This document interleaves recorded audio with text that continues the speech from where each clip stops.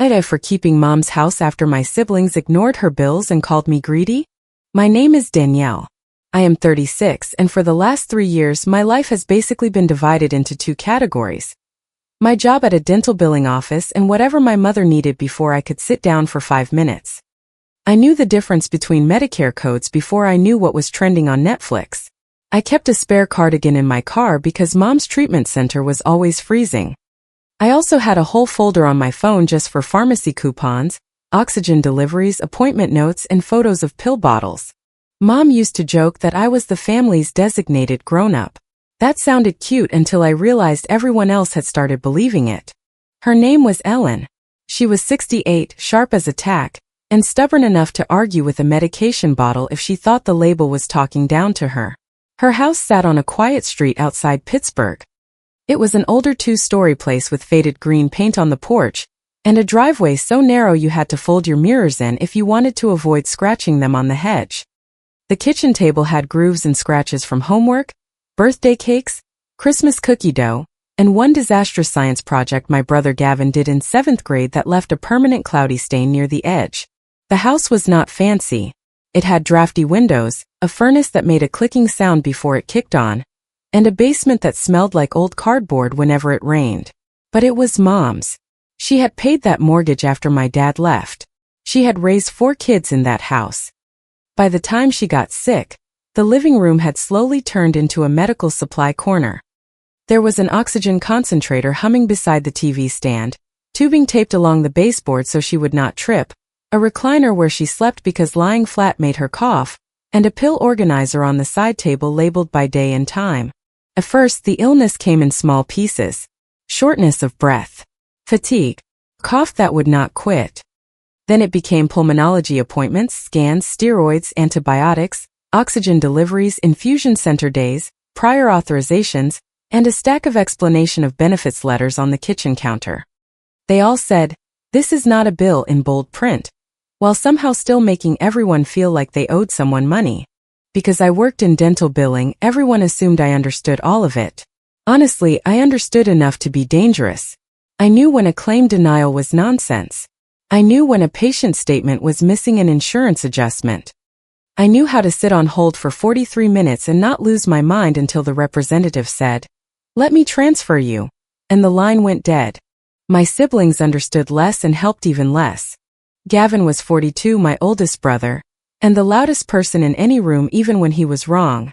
He had tried to start a food truck business that collapsed after about 1 year, leaving him with debt he described as temporary liquidity issues. That was Gavin's way of saying he owed everybody. Paige was 39, polished and careful, the kind of woman who could make an insult sound like a wellness suggestion. She lived about 40 minutes away and had opinions about Mom's care that she delivered from the safety of her kitchen island. Trevor was 33, the youngest, sweet when he wanted to be and useless when things got uncomfortable. He said hospitals made him anxious, paperwork overwhelmed him, and he was not good with medical stuff. None of that stopped them from being very available in the family group chat. One Wednesday, after Mom's pulmonologist moved up an appointment, I texted, "Can anyone take Mom Thursday at 10? I have 3 insurance audits at work, and I already used PTO last week." Gavin replied, "Can't. Work is insane." Paige wrote, "Ask if they can do telehealth?" Trevor sent, "I'm not good with medical stuff, but keep me posted." I stared at my phone in the parking lot of Rite Aid with Mom's antibiotics in the passenger seat and a hospital parking garage ticket tucked behind my visor. My lunch break had stopped being a lunch break months before. It had become insurance calls with a sandwich sitting untouched beside me while I argued about oxygen supplies. I typed, "They need to listen to her lungs in person." Paige answered with a thumbs up. That was the family dynamic in one tiny blue bubble. For a long time I covered for them. I told Mom that Gavin was busy. I told her Paige had the kids. I told her Trevor meant well. I told myself that if I kept things peaceful, Mom would have less stress, and less stress had to count for something. When the pharmacy called about a medication that needed a prior authorization, I handled it. When the oxygen company delivered the wrong cannulas, I handled it. When Mom needed a shower chair and the insurance supplier said it would take 3 weeks, I bought one with my credit card and told myself I would figure it out later.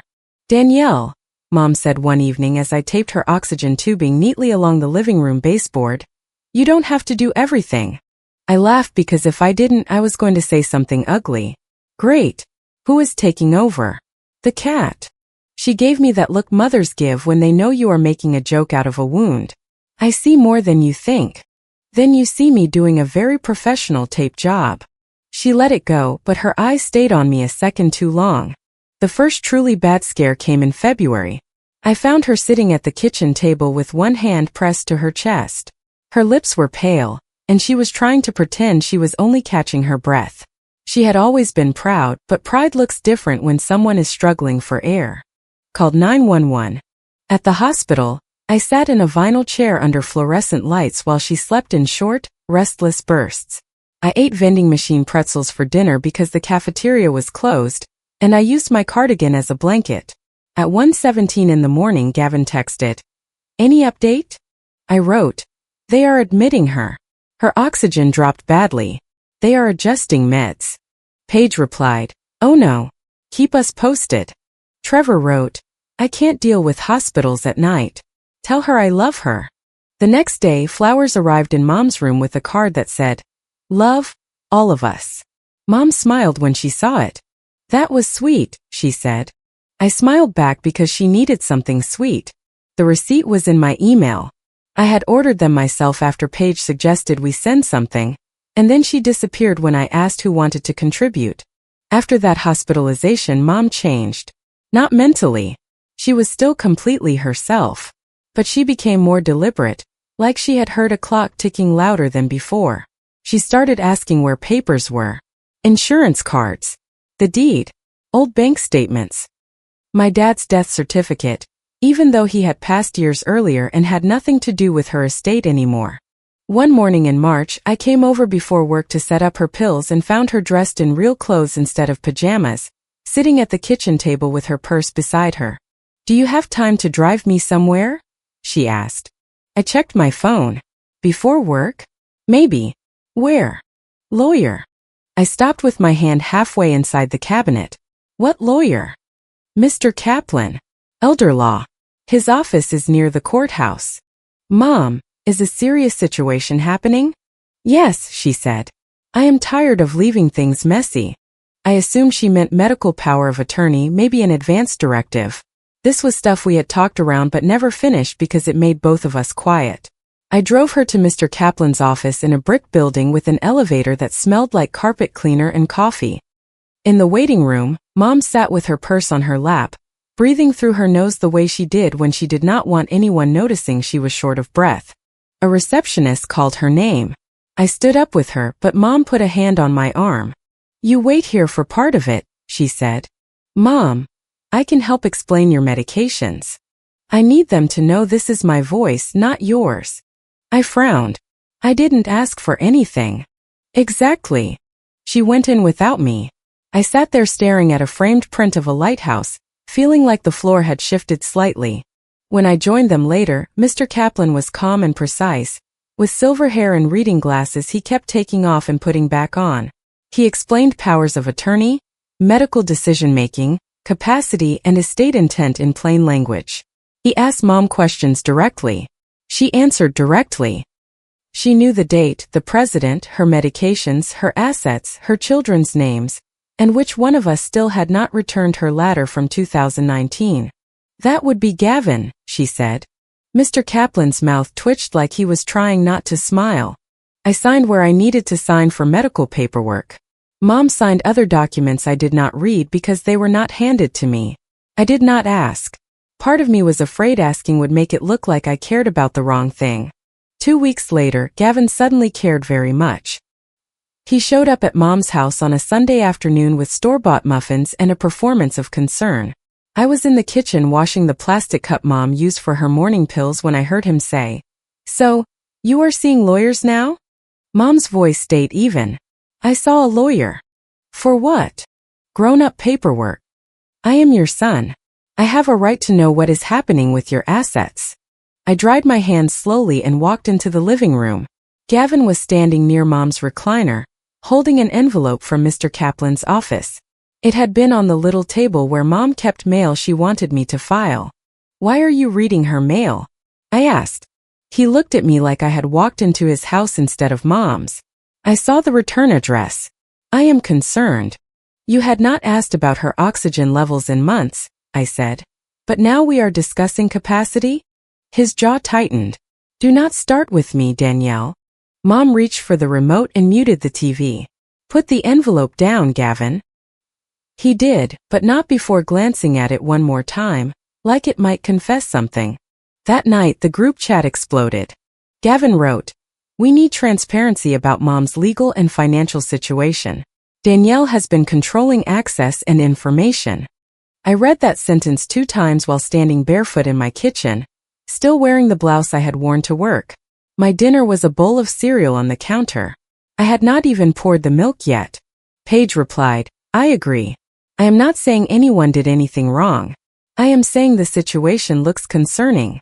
Trevor added, "I just want fairness." I typed, "Fairness would have been someone else taking a Tuesday night medication run once in a while." Gavin came back immediately. "This is exactly the defensiveness I am talking about." Paige wrote, "Vulnerable people can be influenced without realizing it." I stared at the phone until the screen dimmed. Then I typed, "That is literally an accusation with softer lighting." Nobody responded for 6 minutes. Then Gavin sent, "If you have got nothing to hide, you will not object to a family meeting." That was the thing about Gavin. He loved the word family when it meant other people had obligations to him. Over the next week, the accusations got more polished. Paige started using phrases like undue influence and financial irregularities. She said adult protective services existed for a reason, then insisted she was not threatening me when I called it a threat. Trevor called me once, whispered like someone might be listening, and said, "I do not think you are stealing or anything. But Gavin says Mom might not understand what she signed." "Have you talked to Mom?" I asked. He went quiet. "Trevor, I do not want to upset her." "No," I said, looking at the pile of Yobies on Mom's counter. "You want to accuse me without having to look her in the face." He sighed. "I just do not want to make things worse." "You are making things worse." I hung up before I said more. The part that scared me was not only that they were accusing me, it was that they sounded rehearsed. Gavin knew Mr. Kaplan's name. He knew the approximate value of Mom's house. He mentioned probate, even though Mom was very much alive and sitting in her recliner watching Jeopardy with a blanket over her knees. I found out why from Marisol. Marisol was Mom's home health nurse. She was 51, no nonsense, with kind eyes and a tablet she used to document vitals. She came 2 times a week, checked Mom's blood pressure and oxygen saturation, looked at medication changes, and asked questions nobody else remembered to ask. She had seen me half asleep at the kitchen table more than once, surrounded by pharmacy receipts and claim forms. One Thursday, after Gavin had visited, Marisol caught me on the porch while Mom was inside resting. "I need to tell you something," she said. The way she said it made my stomach drop. "What happened?" I was in the hallway entering notes. "Your brother was on speakerphone in the kitchen. He said he needed to move fast before you locked everything down." I looked through the screen door toward the kitchen. "Locked what down?" "That is what I wondered." She lowered her voice. "He mentioned selling the house." For a second I could not answer. A car passed slowly on the street.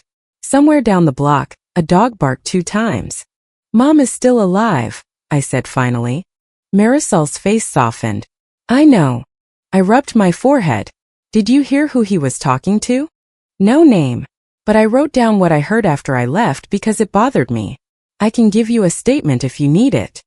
No one outside the family had ever said anything like that to me before. Everyone else said, "Take care of yourself," the way people say drive safe, when they are not getting in the car. Marisol said, "You need to protect yourself." That night I did not delete anything. Not Gavin's texts. Not Paige's legal-sounding threats. Not Trevor's voicemails where he said Gavin was just asking reasonable questions. I started saving receipts I had been too embarrassed to keep, like embarrassment was a financial strategy. I downloaded credit card statements. I searched old emails for pharmacy confirmations and oxygen supply copays. I printed the hospital parking receipts that made me look obsessive, if you did not understand how many times I had driven there alone. A few days later, Mom asked me to get the blue utilities binder from the hall closet. It was an old 3-ring binder with a peeling label that said utilities in my mother's handwriting. I had seen it for years. I thought it had water bills, gas bills, maybe furnace repair paperwork. It is on the top shelf, she said from the recliner. I dragged over a chair, pulled it down and almost dropped it because it was heavier than I expected. Bring it here, Mom said. When I opened it, the first page was not a utility bill. It was a copy of a hospital statement with a yellow sticky note attached. Paid by Danielle. Visa ending 4421. March 14th. I turned the page. Pharmacy receipt. Oxygen equipment invoice.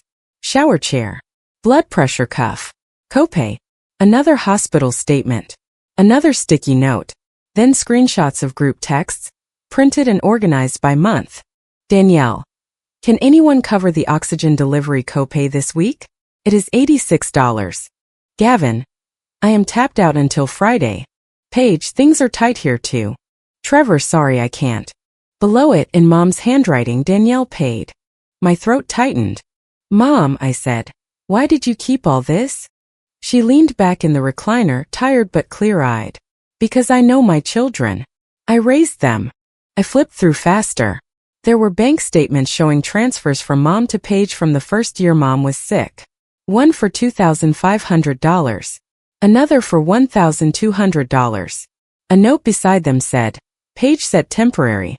Never repaid. Do not fight her while I am sick. There were printed emails from Mr. Kaplan. A signed letter from Mom explaining her wishes.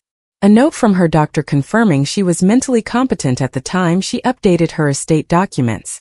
A copy of a notary stamp from the county and witness signatures. There was even a section labeled Forgiven Debts, with names and amounts, including money Gavin had borrowed years before and money Trevor had never called a loan. I sat down on the edge of the couch because my knees felt strange. You documented everything? I documented enough. Why didn't you tell me? Because you would have told me not to. I looked at her then. I really looked. Her cheeks were thinner than they used to be. Her hand shook a little when she reached for her water. But her eyes were exactly the same eyes that used to catch us sneaking cookies before dinner. I didn't ask for the house, I said. I know.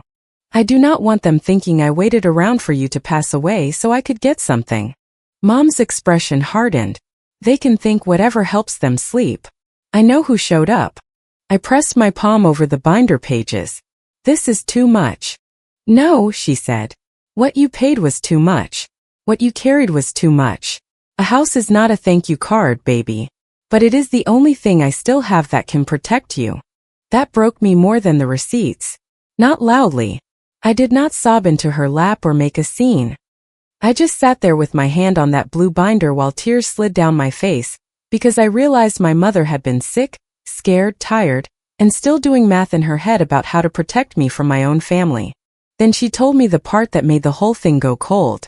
A neighbor named Ruth, who worked part-time at a real estate agency, had called Mom after Gavin contacted one of the agents. He had asked about selling a house once probate cleared. He gave Mom's address. He asked what houses in the area were going for and whether selling as is would be faster.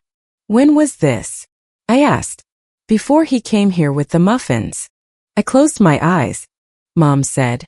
That was when I called Mr. Kaplan. For the first time in my life, I stopped trying to make the truth gentle enough for everyone else. I did not blast the group chat. I did not send photos of the binder.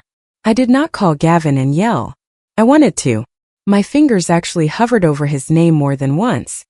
But a lifetime of cleaning up messes had taught me one useful thing. People like Gavin were at their most honest when they thought they were winning. So I let him think that. When he demanded a meeting, I wrote, Fine. Mr. Kaplan's office. Everyone can say their concerns there. Paige responded, That seems appropriate. Trevor sent, I hope this does not get ugly. I nearly replied, Then do not show up. But I didn't. I spent the next few days getting organized. I made copies of my bank records, credit card statements, pharmacy receipts, and emails. Marisol gave me a written statement about what she had overheard, signed and dated. Mr. Kaplan already had Mom's legal documents, but I brought the blue binder because Mom wanted it there. The morning of the meeting, Mom insisted on coming. "You do not have to," I told her as I helped her into her coat. "Yes," she said. "I do." She looked small in the passenger seat of my car, oxygen tank secured behind her, but her mouth was set in that familiar line. I had seen that look when a school principal tried to blame me for a fight I had not started in 8th grade. I had seen it when a mechanic tried to sell her repairs she did not need. Ellen could be tired. She could be sick. But she had never been easy to move once she planted her feet. At Mr. Kaplan's office, Gavin arrived first, wearing a blazer like court might break out. Paige came in next with a leather tote and a folder of papers. Trevor slipped in last, eyes down, looking like he wanted to apologize to the carpet. I carried the blue binder in a canvas tote bag. Gavin glanced at it and smiled. "Good," he said. "You brought paperwork." That was the first time I almost laughed. We sat around a conference table that was too shiny for the kind of ugliness about to happen. Mr. Kaplan sat at the head with a legal pad. Mom sat beside me. Her oxygen machine made a soft hiss every few seconds. Mr. Kaplan folded his hands. "Mrs. Ellen asked that I facilitate this meeting. I understand there are concerns about her estate planning and about Danielle's role in her care. I would like everyone to speak clearly and one at a time." Gavin leaned forward immediately. "I will start. Danielle has made herself indispensable and then cashed in. She controls Mom's appointments, her medications, her mail, her access to the rest of us, and now suddenly there is a new will? Come on." I felt Mom shift beside me, but I put one hand gently over hers under the table. Paige's voice came softer, smoother. "I am not accusing Danielle of intentionally harming Mom.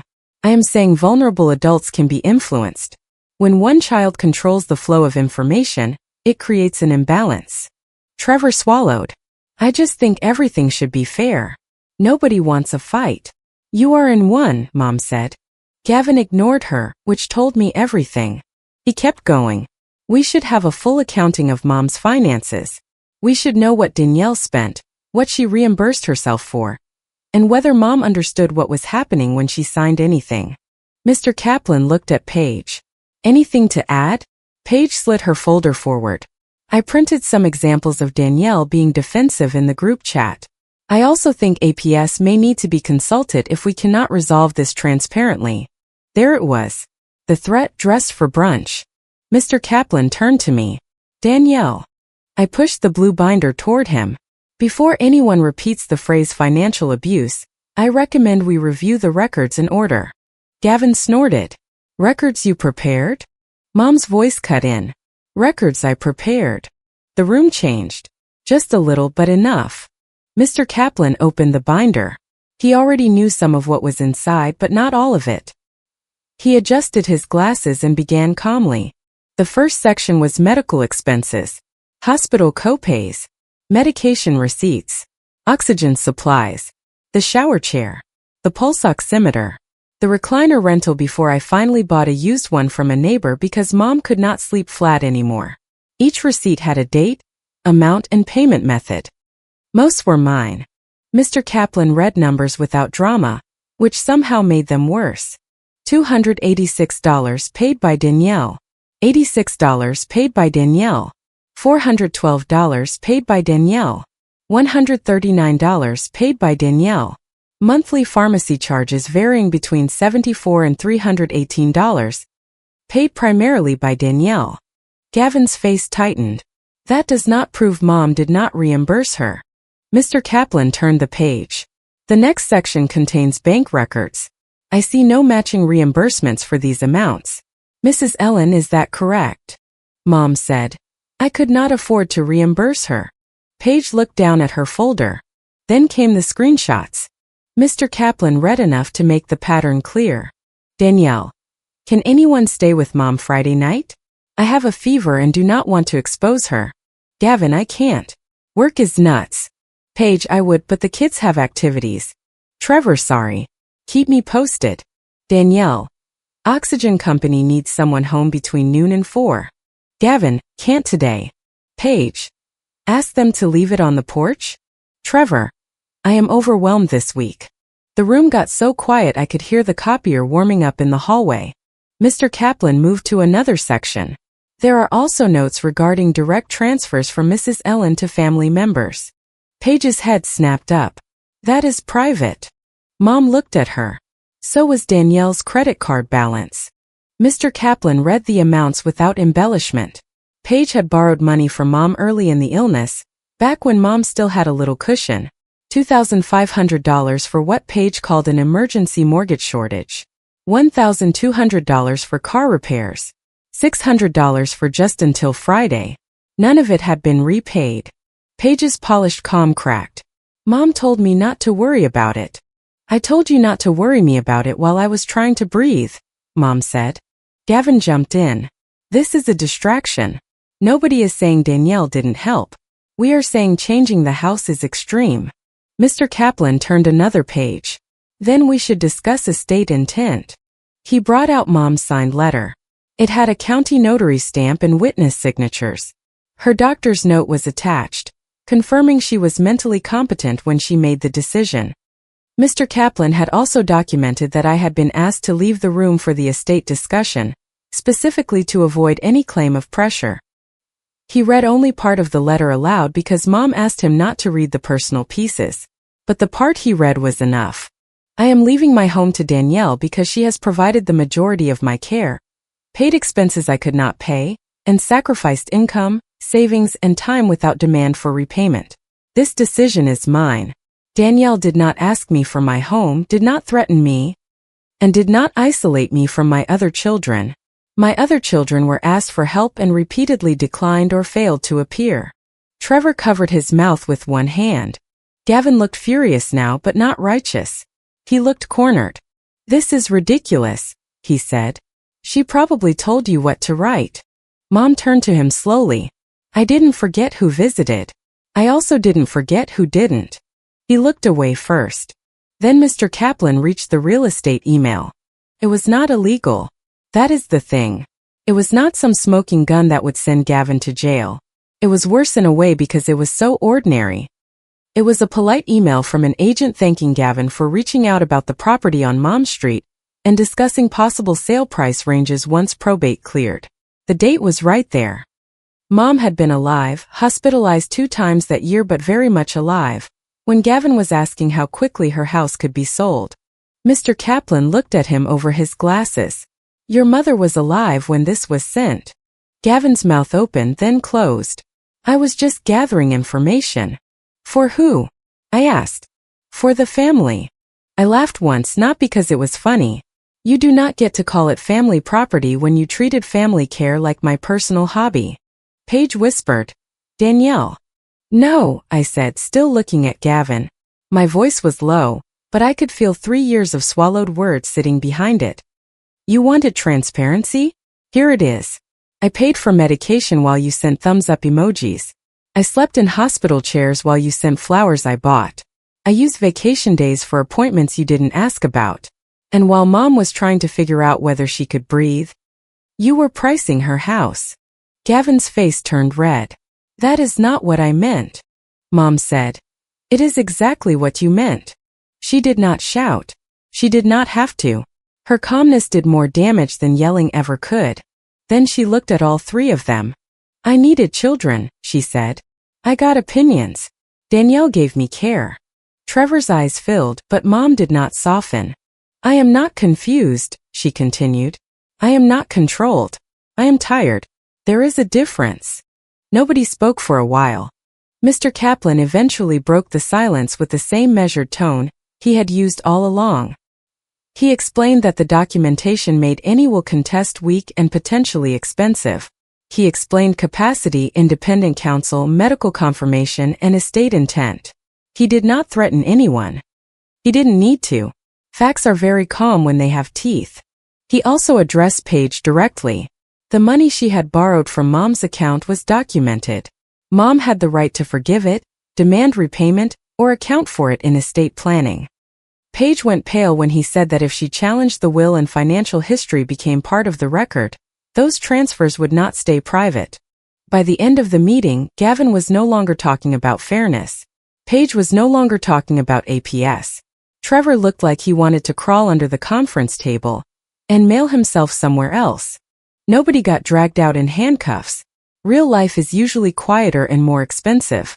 The first consequence was immediate. Mom removed Gavin as a backup contact on her medical paperwork. She revoked permission for him to receive updates from her providers.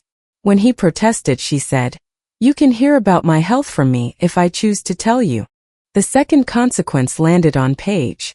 Mr. Kaplan drafted a repayment agreement for part of the money she had borrowed, structured slowly enough that Mom was not being cruel but clearly enough that Paige could not pretend it had been a gift. Paige signed it with the expression of a woman swallowing a lemon whole. The third consequence was social, which might have bothered them most. For months, Gavin had been feeding relatives his version. Poor Gavin, worried about Mom. Poor Paige, concerned about undue influence. Poor Trevor, caught in the middle. Danielle, controlling everything. Mom asked Mr. Kaplan to send a short factual email to the relatives who had contacted her. She did not write a novel. She wrote 7 sentences, and every one of them had a receipt behind it. She stated that she was mentally competent, that her estate plan reflected her own wishes, that Danielle had been her primary caregiver, that claims of isolation or financial abuse were false, that documentation existed, and that she did not want extended family participating in gossip about her care or her home. Aunt Linda, who had left me a voicemail saying she hoped I was being honest with myself, sent me a text the next day. "I am sorry. I didn't know." I almost typed, "You didn't ask." Instead I wrote, "Thank you." That was all I had energy for. Gavin did not apologize.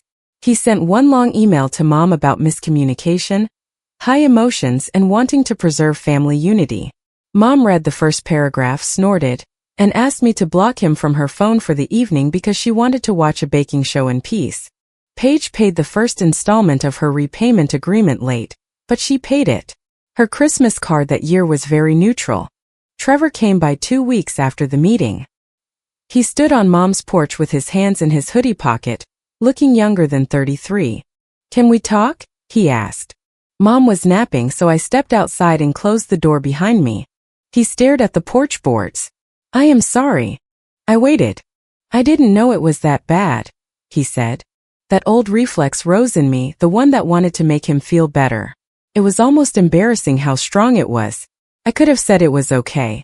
I could have said he was overwhelmed. I could have handed him an excuse like a coat. Instead I said, "You didn't know because knowing would have required showing up." His face crumpled a little. "I know. Do you?" He nodded, eyes wet. "Gavin told me you wanted us to stay away. He said you thought we would stress her out." I stared at him. "And you believed that?" "I think I wanted to." That was the first honest thing he had said. I leaned against the porch railing. The paint flaked under my palm. "Mom asked you for help 2 times. You told her you couldn't. Then you told everyone I told you not to come." He looked sick. I was ashamed. "You should be." He flinched, but he did not argue. "I am sorry," he said again. "I want to do better." "Then do better with Mom while she is still here. Do not perform regret after it is convenient." He nodded. I accepted the apology in the sense that I heard it and believed he meant it in that moment. I did not hand him instant forgiveness. Those are not the same thing. To his credit, Trevor did start coming by. Not perfectly. Not enough to rewrite the past. But he came on Sundays sometimes and sat with Mom while I got groceries.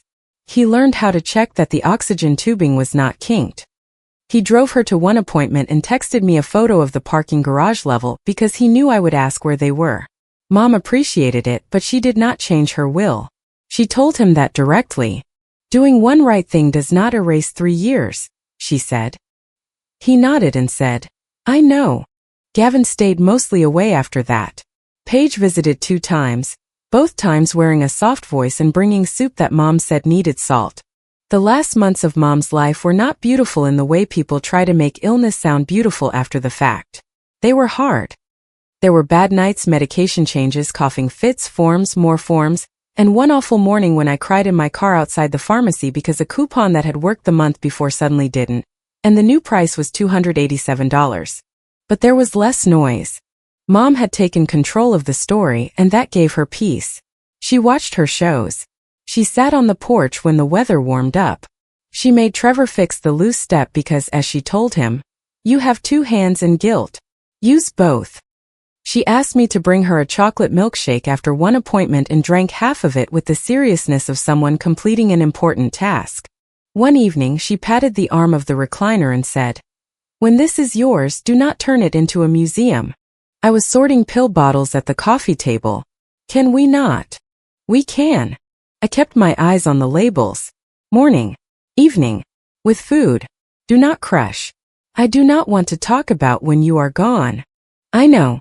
That is why I am talking." I swallowed. She looked around the living room at the oxygen machine, the taped baseboards, the basket of blankets, and the stack of Medicare notices.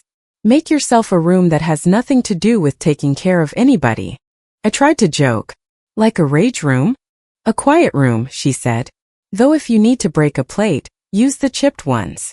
She passed away in early fall, before the leaves had fully turned. It was a gray morning, soft and still. Trevor came when I called. Paige came later. Gavin sent a text saying he was processing everything. I did not answer. Grief was strange. I had been losing pieces of her for years, but when she was actually gone, the house felt too large and too small at the same time. The oxygen machine was picked up 2 days later, and the silence it left behind was almost overwhelming. I kept waking up at 2 a.m. because no medication alarm had gone off. After the funeral, Gavin made one attempt through an attorney to suggest the will might be challenged. Mr. Kaplan responded with documentation. The doctor's note, the independent counsel record, the signed letter, the binder summary, Marisol's statement, the real estate email. The challenge failed before it even started. Paige did not contest anything. She continued making payments under the agreement, probably because she understood by then that public paperwork was not her friend. Trevor called me after probate cleared and said, "I am glad Mom protected you." I said, "Me too." That was all. When I finally went through the blue binder after everything settled, I found one last sticky note tucked into the back pocket. It was in Mom's handwriting, slightly shaky. "Do not let them make you smaller." I cried harder over that sticky note than I did over the deed. The house became mine, but not all at once. For a while it still felt like hers in every sound. The furnace clicking on. The porch step creaking. The kitchen drawer sticking unless you lifted it just right. I kept the scratched kitchen table. I repainted the porch the same green, only brighter. I took the tape off the baseboard slowly, and the clean lines underneath made me stand there for a full minute with a lump in my throat. Then I did what she told me to do. I turned the small downstairs bedroom into an office. Not a storage room for family junk. Not a sick room. Not a place where everyone else's emergencies came to live. I put my desk by the window, bought a lamp I liked for no practical reason, and moved the blue binder onto a shelf inside a plain box. I did not need it out where I could see it every day, but I was not throwing it away either. I also stopped being the automatic yes in everyone's life. When Gavin emailed months later asking if I could be reasonable and help him with something related to his debt, I deleted it. When Paige tried to restart a sisterly relationship with a text that said, "We should move forward," I answered, "Moving forward does not mean pretending." When Trevor asked if he could come by on Mom's birthday, I said yes, but I also told him we were not going to use grief as a shortcut around accountability. He came anyway. He brought flowers for the porch and did not ask for anything. That mattered, but it did not fix everything. I no longer needed everything fixed.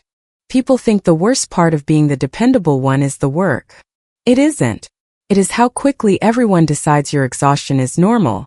It is how they turn your sacrifice into their convenience, then act shocked when you finally put a locked door between the two.